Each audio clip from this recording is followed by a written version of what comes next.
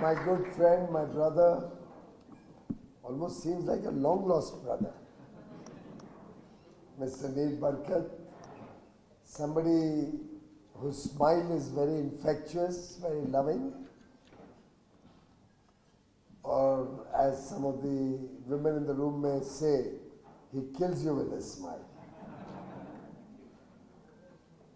He's really been a wonderful friend ever since I first came to know him. And I don't think my 48-year-old dream of visiting Israel would have ever got fructified, would have never happened, but for my good friend Neil, whose perseverance that I have to come to Israel, and his phone calls asking me what's the date, give me the date, made sure that I came here, and every single moment I spent here has been a delight.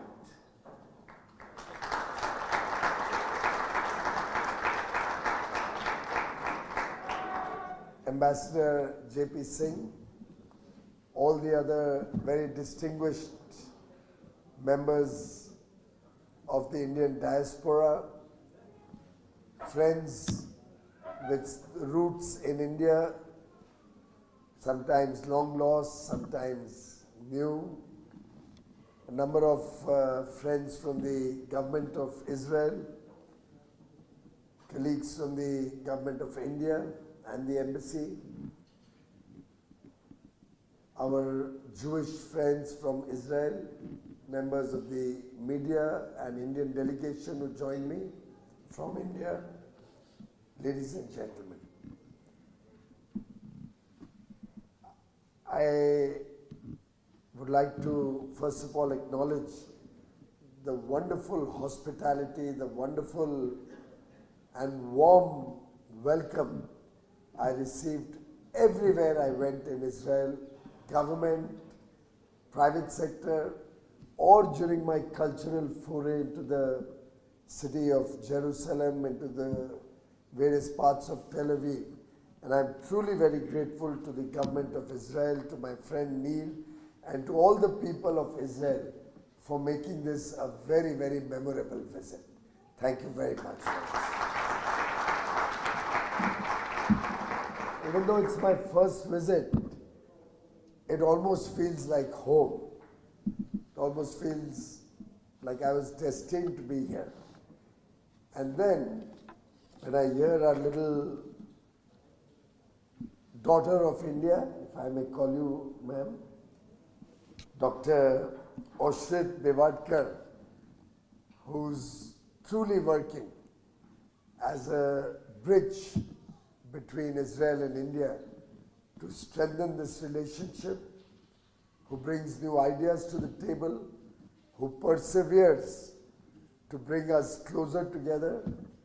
And then when we see this enchanting performance by Mr. Tavor Ben Dor and Tamar Klopper, I think collectively they really demonstrated that art and culture can really bind two nations. The beautiful rendition of the song in Hebrew with the instruments from India show the closeness that Israel and India share and make me feel even more wanted, even more at home when I'm amongst all of you. Thank you to you and to both our artists for that wonderful rendition.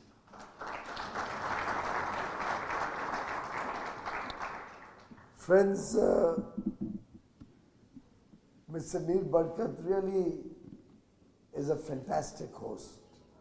The love and affection that he showered on me, the arrangements, the outstanding engagements with the business community, his personal attention to detail. He spent hours on end to take me around the Jerusalem and areas of Jerusalem which are not even open to the public, he opened with his heart.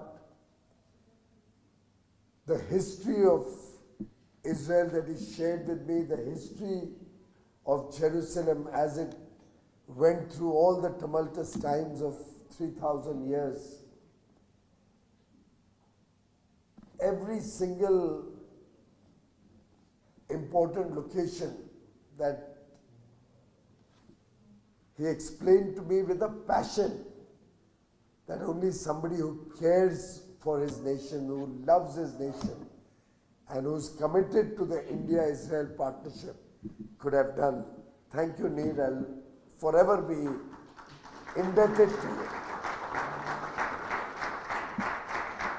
I must share with you also that he invited me to his home for a Shabbat dinner, and today, through him, I would also like to convey my thanks to Mrs. Barkat, because she showered so much Barkat on me. The Indians, I think I tried to explain the meaning of Barkat to Neil yesterday. Truly, and I say this from my heart because I'm going around the whole world, meeting colleagues, meeting trade ministers. Yesterday was something extraordinary. They opened their home to me. They got special persons from Tel Aviv, twins, two young girls who cooked a vegan meal for me, completely vegetarian in all respects, 11-course meal.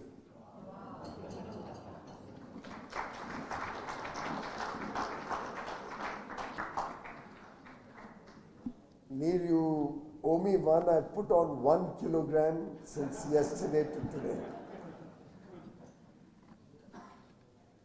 But what a delightful experience it was for me to visit an Israeli home, learn the culture.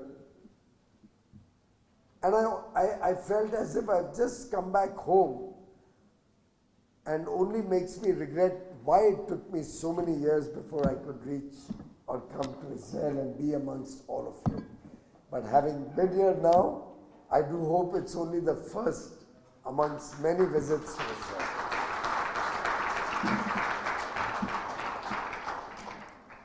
Both our leaders, Prime Minister Narendra Modi and Prime Minister Benjamin Netanyahu, are committed to making this relationship special. We are all aware that Prime Minister Modi was the first Prime Minister to visit Israel in 2017, and I don't think we've ever looked back after that visit. We are both countries which share not only a long history, bonds of friendship, bonds of culture and tradition, but also share the problem of terrorism. And both Israel and India are committed to ensuring that terrorism comes to an end. Terrorism is not tolerated, and Prime Minister Narendra Modi in his G20 address also has spoken at length against terror and spoken about uprooting terror from its roots so that the world can be a better, a safer place for all of us to live in. And I'd like to acknowledge and thank the government of Israel, Prime Minister Netanyahu, my good friend Neil, for being the first to pay their condolences when we had the dastardly Pahalgam attack where 26 innocent Hindus, Indians, actually 25 Indians and 1 Nepali, all 26 were killed in broad daylight. Tourists, innocent tourists. killed for their religion in front of their wives, in front of their children, trying to send a message. But it only brought the country together. We gave a befitting response.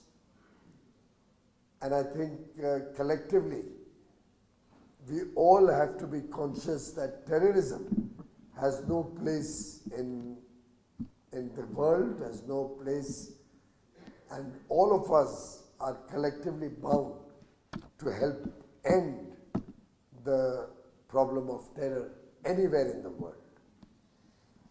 In fact, we are both democracies. We are bound by history. We both love freedom. And Mr. Netanyahu had very beautifully articulated it when he said, we are two of the oldest cultures on earth.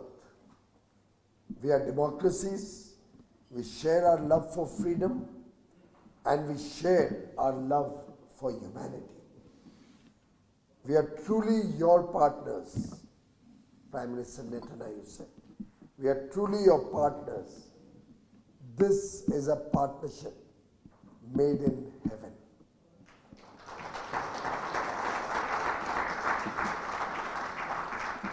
What I have observed during this visit is that Israel is a nation built on bold ideas, relentless focus on innovation,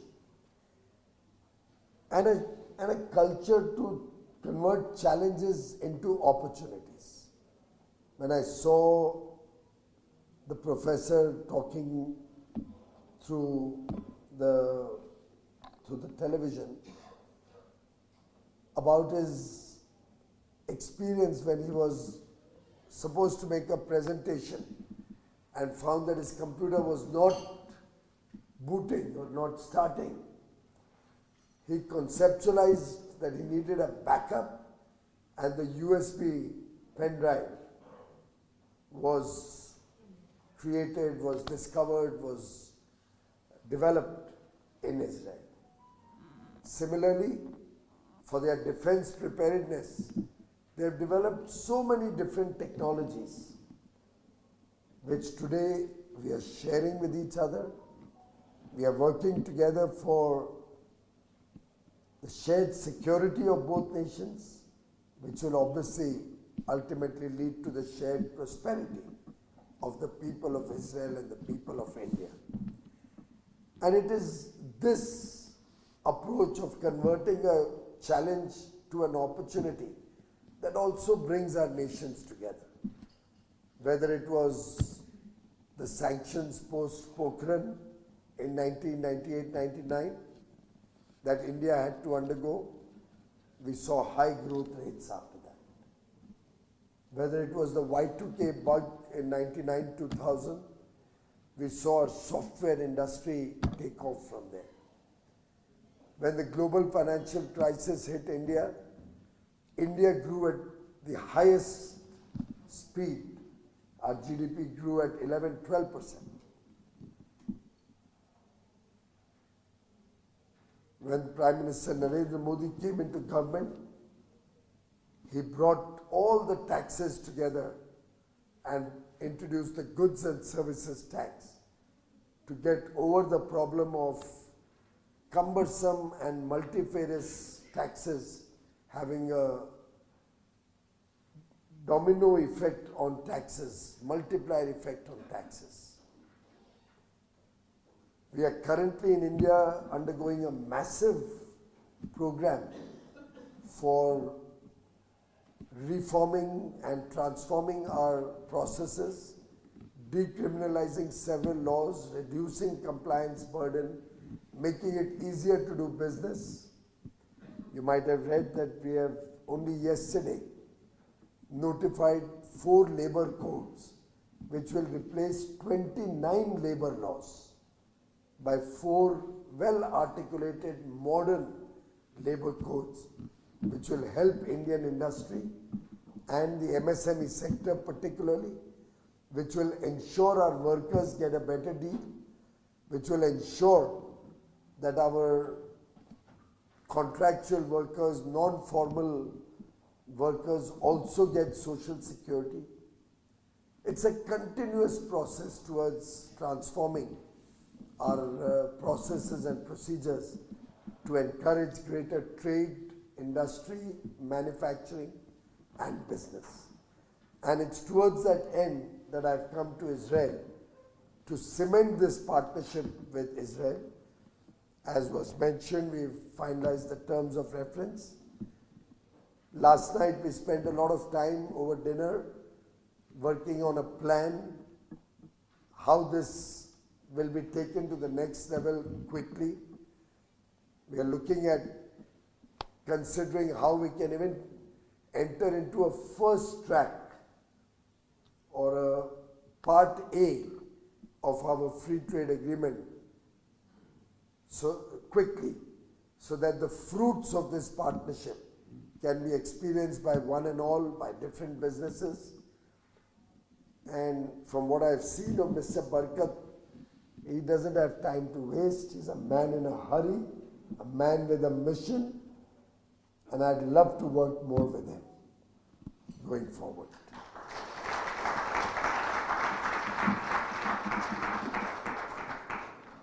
My friends, all of you are the living bridge between India and Israel. The Jewish community which came from India to Israel and settled down here in large numbers, I'm told there are about 85,000 of them. There are also about 45,000 Indians who are working as caregivers and different as workers in different professions and helping build the Israel economy. We are very proud of you, but we look upon each of you as ambassadors of India, and what you do will truly be the image of India amongst the local people of Israel, and therefore we bank upon you to ensure that this partnership, this relationship only gets better, stronger. We share our cultures, we share our traditions. In fact, during this stay I realized how much family values, family traditions matter in Israel, which is something very dear to all of us in India also. Similarly, I also realized while I was here that we also have similar television series. I don't know if you must have all seen Fauda. I recommend you also see Tanab, which is set in Kashmir, where we have our terrorist problems. So it'll be great going forward to see more engagement on culture, films, art.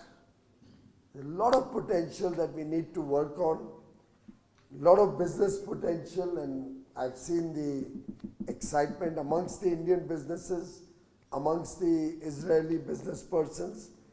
You all have a very special role to play as we strengthen and further cement this relationship.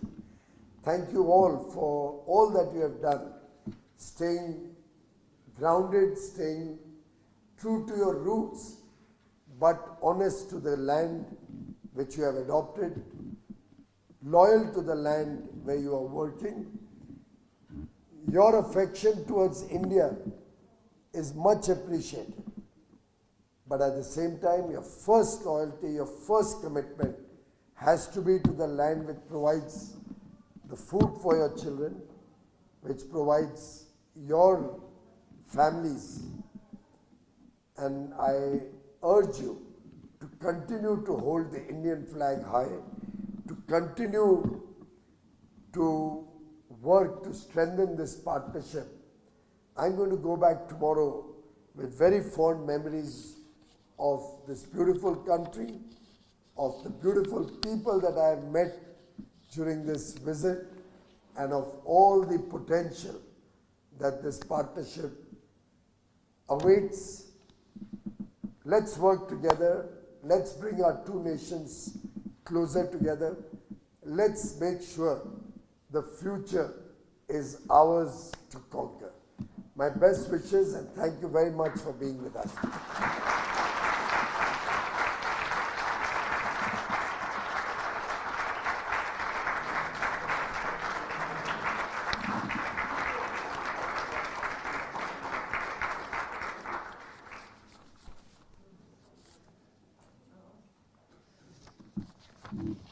Thank you, sir. Now I would like to request Honorable Minister Barkat to give his remarks. Thank you, sir.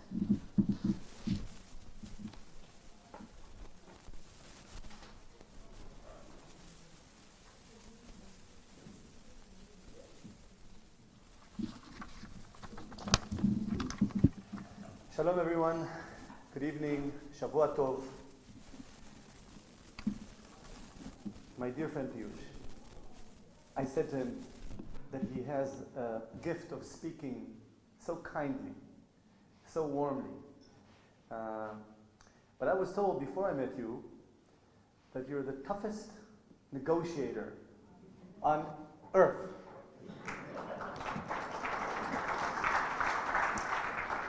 And Thursday in the gala dinner, I said to you that I'm giving you the title of Israeli.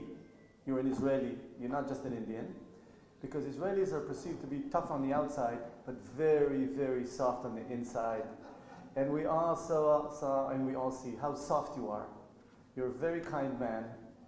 And yesterday I've learned that you have even something kinder in you, which is your wife Sima. And please send her our love and thanks and gratitude for a real warm friendship that, thank God, we've developed. I want to thank Ambassador J.P. Singh. You should know, I believe, you're the #1 ambassador in Israel.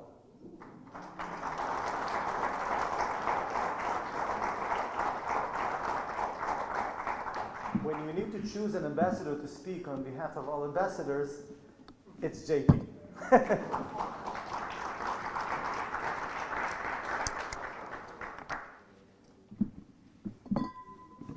I usually, when we start doing business with a country, we ask ourselves, why should they work with Israel, and why we should work with India?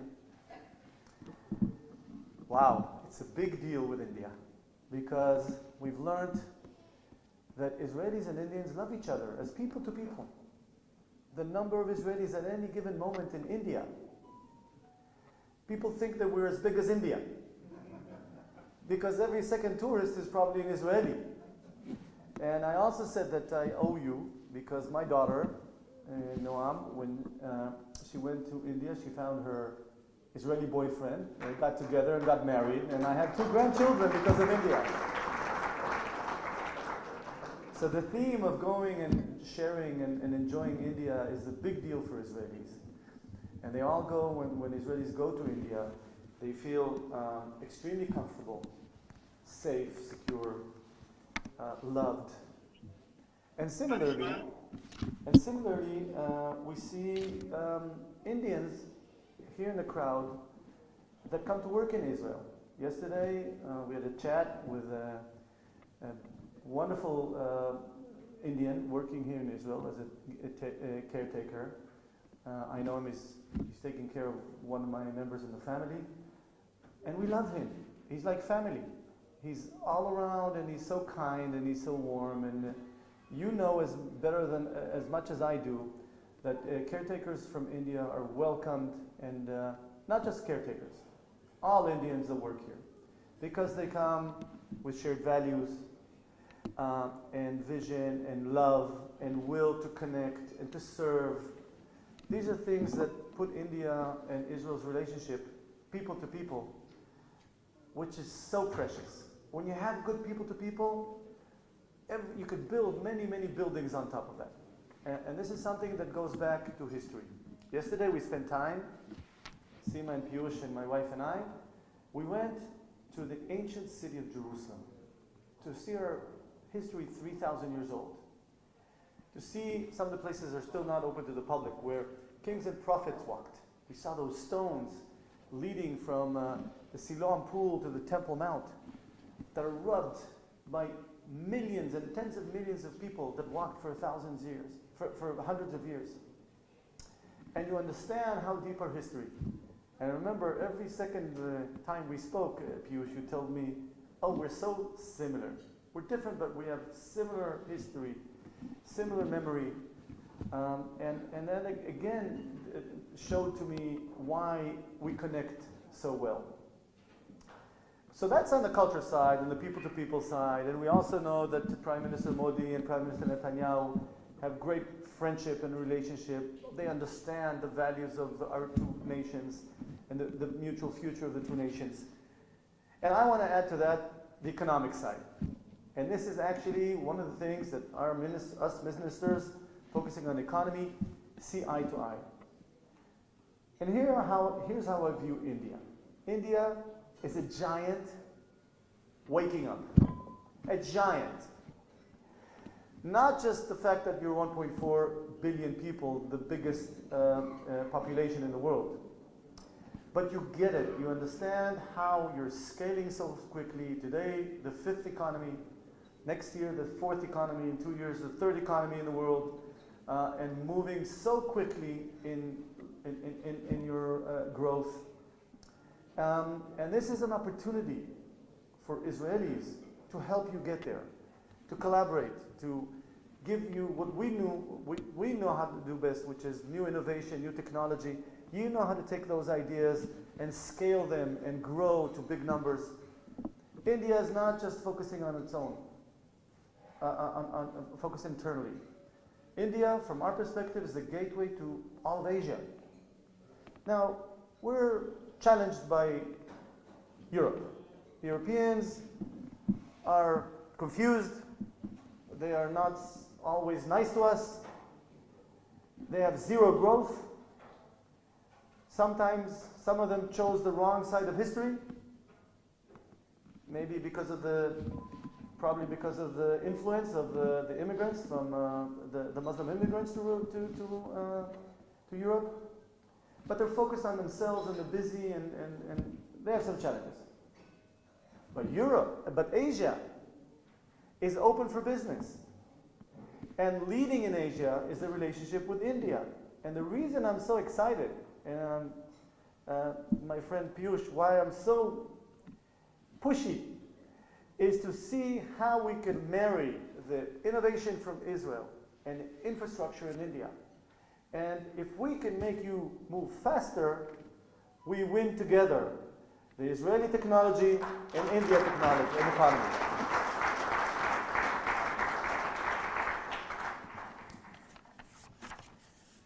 I also want to say a word about the Indian Jews. Okay? They all have a lot of pride. They're proud to be Indians.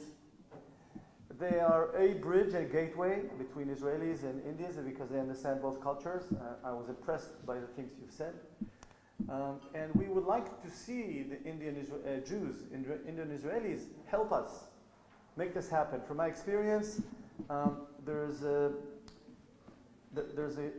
advantage to have 85,000 Israeli Indians that understand the culture, and we should leverage their ability to take it to the next level.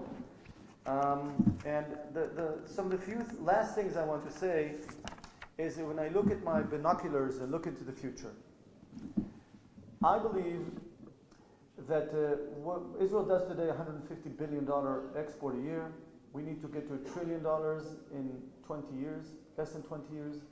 That's 7x, if not 10x. And I think that the biggest driver for us, the biggest driver is the relationship with India, at Asia as a whole. I tell my entrepreneurs, and I come from the business sector, I tell them all, look, hedge on India, because this is where you have to, when you want to have your new businesses and your new industry, make in India, you want to have that collaboration because you're going to feel comfortable and safe. The two governments get along so well. So if there's a problem, we fix it together. hedge on India because the future of India and the future of Israel are intertwined, and I will do everything I can to make this relationship successful. God bless India. God bless Israel. Let's do it.